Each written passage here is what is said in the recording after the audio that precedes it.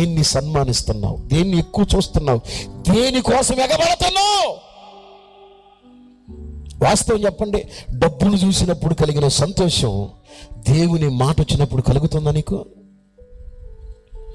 బంగారం చూసినప్పుడు కలిగిన సంతోషం దేవుని వర్తమానం నీ దగ్గరకు వస్తున్నప్పుడు కలుగుతుందా?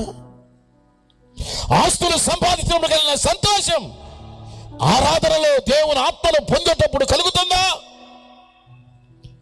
ఆస్తులు చూసినప్పుడు కలిగిన ఆ సంతోషం దేవుని వాగ్దానాలు నీ కళ్ళ ముందు కూర్చున్నప్పుడు కలుగుతుందా?